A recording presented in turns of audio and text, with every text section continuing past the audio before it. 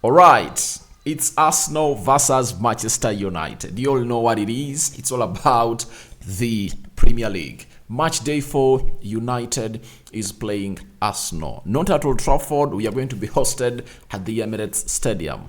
That capacitates 60,704 people. A stadium that is one of the best in Europe. Welcome to this channel. Smash the like button, comment and share. If you're really watching us for the very first time, endeavor to subscribe to this channel so as not to miss out on stories that we do upload in here on a daily. Rokan David is my name, and hope you guys are really having a fantabulous morning. And let's obviously go ahead and obviously take it to the next level. And obviously, this is one of the biggest videos you'll ever watch as we break down the biggest game of the weekend in the entire world. No game comes close to this as far as tension is concerned, as far as fans' rivalry is concerned, as far as competitiveness is concerned. What you are going to see on the field of play is going to say what we call is going to show you what we call a real rivalry in this game of football, because after 2008, I think this rivalry went ahead to lose a lot of meaning. That is, I think after 2010, that is it, because it never had all that tension, because Arsenal just took a little bit of the pedal, and after Sir Alex Ferguson really left in 2013, we saw to it that Man United couldn't compete for the Premier League. So it was so much meaningful when the two teams were head to head, in the top 4, competing for the league or competing for positions in the top 4 positions of the Premier League. And last season just saw Arsenal come back. For Manchester United, they really tried. They would go in the top 4 and obviously get out of the top 4. That's what they used to do. But for Arsenal, they spent 6 years they spent 6 years without being into the top 4. You know that very well. That was after Arsene Wenger left, and it shows you that it marked the end of their Champions League play. It shows you the big gap between Man United and Arsenal for the years, because in, I think, 2016, United was in the Champions League. 2017 they were, 2018 they were, and 2019, 2020 they never played in the Champions League. 2020, 2021 they played in the Champions League. 2021, 2022 they again played in the Champions League. Then 2022, 2023 they never played in the Champions League, and they've gone back. So it shows you that at least for United, they've been at least missing out on one season, and they go there. And it shows you that they've never spent 2 seasons in a row without participating into the Champions League. So that's the big difference between United and Arsenal, and it shows you exactly what this rival is all about. But last season, Arsenal finished 2nd and United finished 3rd. And this season, these two teams are part of the teams that have gone ahead to be really tipped to win the title. As I told you on this channel, that if Sofian Amrabat comes in through and starts playing for Man United, trust me, United is going to put up what we call a title challenge. Even Arsenal is going to put up a title challenge. Man City is really one of those teams that's going to put up a title challenge. Liverpool, I see it in the mix. Chelsea, not all that. I think they might do a title challenge, because by Feb, the chemistry between Caicedo, Romeo Lavia, and Enzo Fernandez would have gone ahead to be intact. And if at all they obviously try to play well, that will obviously lead them into the title charge. And the top 4 is really going to be highly competed for. And that's why we are here to talk about this big game. Now, last season, the game that was played at the Emirates, United lost by 3-2. Marcus Rashford scoring a very beautiful goal in 15 minutes. Edin Ketia leveling the game. Bukayo Saka putting them ahead through the stunner he scored. And Lisandro Martinez leveled through the corner in the dying minutes. It saw United messing up and failing to defend. That gave Edin Ketia a chance to flip that ball into the back of the net. So that is Manchester United for you, and that's how the fixture really ended. But at Old Trafford, the fixture ended 3-1. But you're going at the Emirates. Some respect needs to be put onto Arsenal. Trust me, Arsenal is a step ahead of Manchester United as far as their rebuild is really concerned, because they're into the 4th phase. Arteta came in at Arsenal in 2019. Let's count 2020 because he came in 2019 December. Now he coached the first season, the half of the last season of 2019-2020. Then his first full season was 2020-2021, 2021-2022. Now 2022-2023. Now he's on 2023-2024, meaning that this is his fourth season as a player, as a manager of Arsenal. And for Erik ten Hag is into his second season. That's what people need to pay a lot of attention to, and you need to obviously know that he is in a phase that he needs time to obviously thrive and obviously see himself. But amidst him being onto that, he's a manager, that is Erik ten Hag, who doesn't really look at things in a very normal way. He looks them in a very abnormal way, according to me, because to me, last season he performed a miracle. We all agree. And this season, having gone ahead to add on Sofiane Amrabat, Rasmus Hojlund, Andre Onana, Mason Mount, Beindir, Johnny Evans, and Sergio Roglen, close to 7 players, I believe it's obviously going to come out well for him. And he's going to build this team to where it deserves to be. Now, the players that are really injured, there is, oh my God, the list is long. Tyrell Malacia, Luke Shaw, Amad Diallo, Malacia, Kobe Menu. Which other players injured?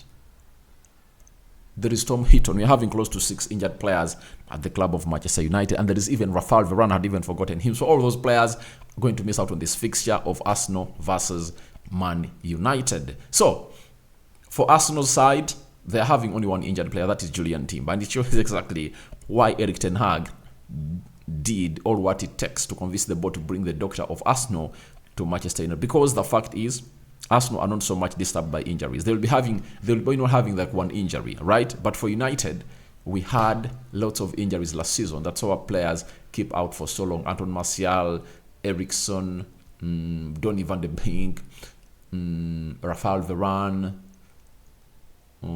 Diego Delo was out for some good months. Lisandro Martinez towards the end of the season.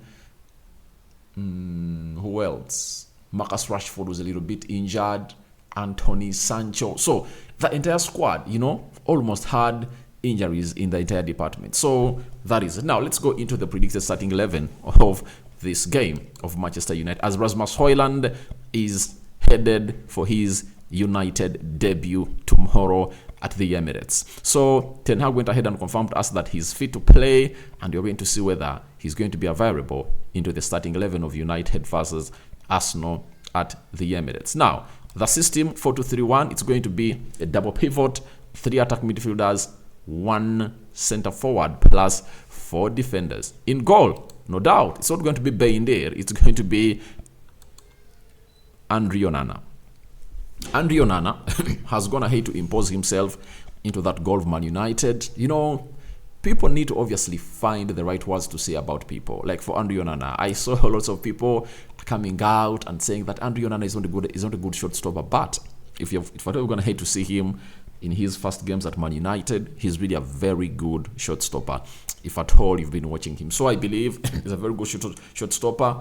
Ball distribution is really great. All what we are missing is the chemistry to form up in between him and the back four of Manchester United. Obviously, know what positions they are comfortable in for him to pass that ball to them. The right back, it's going to be Aaron Wan-Bissaka. Now, Aaron Wan-Bissaka is obviously going to be playing onto the right back.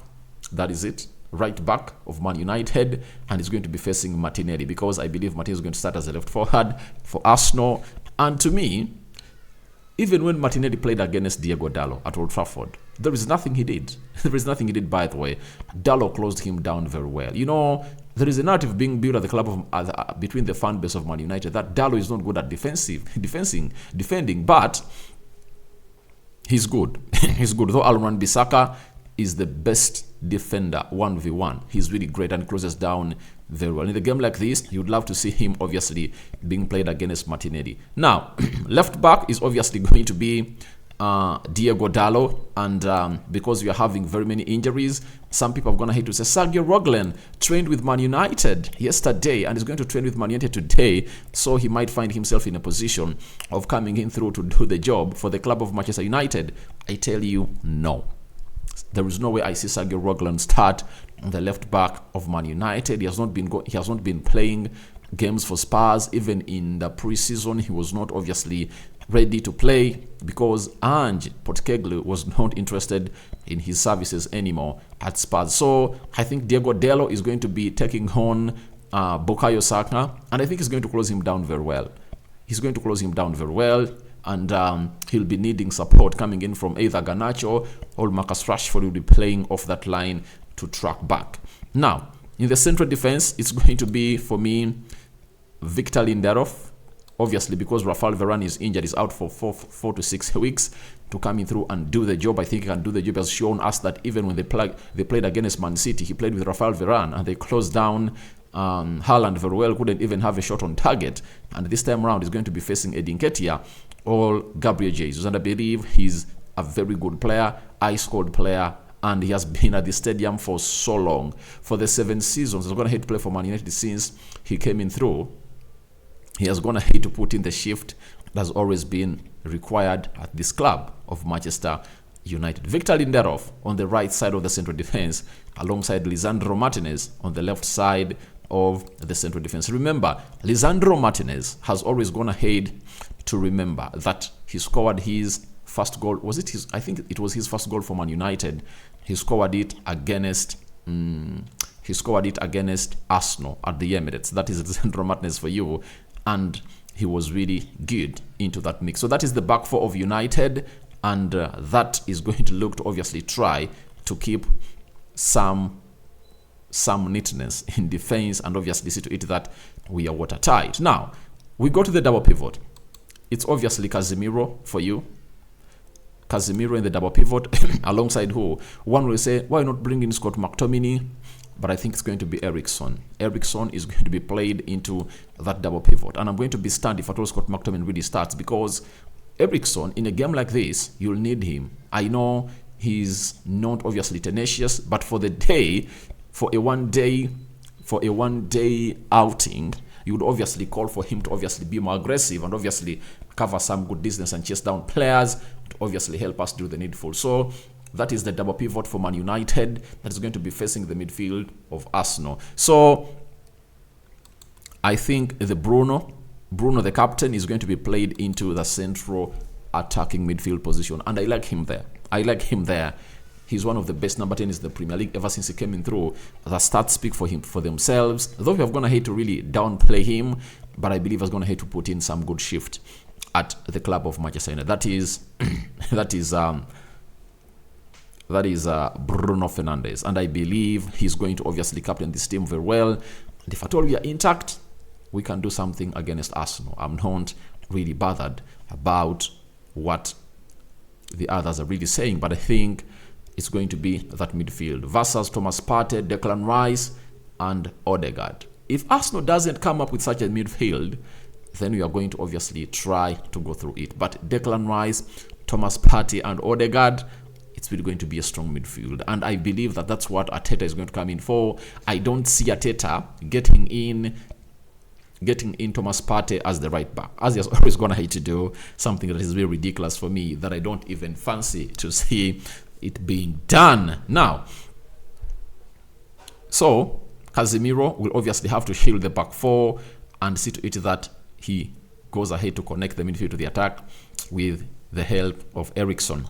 For Bruno Fernandes, line-breaking passes, because Marcus Rashford and Anthony is going to be playing onto the right side of the attack midfield, and Rashford is going to be played onto the left attacking side of the midfield. And we saw what Rashford gets us every time he's being played on the left side of the attacking midfield. And with them having a number 9 who will be leading the line, they showed us that at least they can be a better team and give us a better service on the day.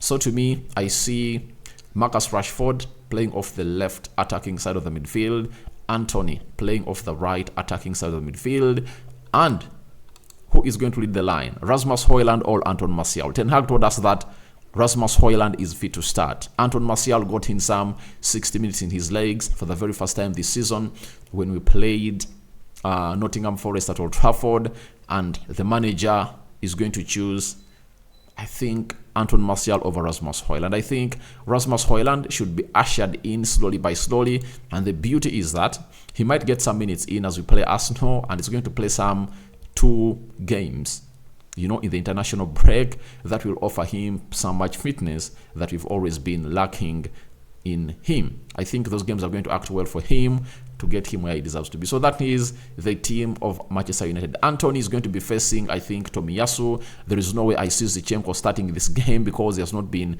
playing and never played the preseason. The manager is trying to just introduce him on slowly by slowly. And even the goal that Arsenal gets as an equalizer to really make it 2-2 in the game of Fulham, it's Zinchenko that results into that corner and gives away that ball. Declan Rice tips it past the byline, and a corner is brought in. Paulina nods in through, meaning that his match fitness levels are not yet ready to where he deserves to be. Marcus Rashford is going to be facing Benjamin White. I think if they put him alongside against Thomas Partey, it's going to be a massacre. He will obviously turn him left, right, and center. He puts in his chop ins and chop outs that he obviously causes havoc to the Ghanaian international. So Anton Martial, obviously, I believe it's going to be Gabriel Magalhaes and William Saliba to really face Anton Martial. But I think this game of United will rotate so much onto the impact of Anton Martial, Bruno Fernandes, Marcus Rashford, and Anthony. That is it. Because I know Arsenal is going to have the lion's share of the possession. Let no one lie to you about that. They're going to have the lion's share of the possession. We all know that. And we are just going to rely on moments. But I know we'll have some minutes and some moments. But if at all we utilize them very well, maybe we can get a result. But I've already told you that this game is having Arsenal as favorites. It's having Arsenal as favorites written all over it. Because at least for them, if their manager gets his starting 11 right, they can obviously put us to bed. But for us, without Sofiane Amrabat in that midfield, it's obviously going to be one of those games that's going to be a long evening for us to watch. Though we can obviously force out a result, but I believe Arsenal are the favorites. And the best result we can get there is a draw. To me, we would have gone ahead to work hard. If at all we get a draw, guys, we're going to jubilate. If we get 3 points from the Emirates, oh my God, we just have to obviously go on and really thank God for that gift, because it's not going to be any easy to obviously get those 3 points in. That is it. So, as it stands, it's all about Arsenal and Man United. My prediction, I think Arsenal winning it. The best on the side of United, it's a draw, because I don't see us really beating that side. When you look at their bench, they're going to be having Jesus, maybe Kai Havertz, Leandro Trossard, Fabio Vieira. He played his best game over the weekend as they drew with Fulham. Emily Smith-Rowe, Reece Nelson, Jorginho. They're having very many game changers. The bench of Arsenal is really fattened, and they can obviously put in the shift. So guys, your thoughts onto United versus Arsenal are welcome in the comment section below. Rokan David remains my name. That is it for today, and we start it off there. I sign out for now. See you later. I cover you all in the precious blood of Jesus Christ. May the living true God bless you abundantly. And my Muslim viewers and subscribers, Barakallahu fikum. I'm out.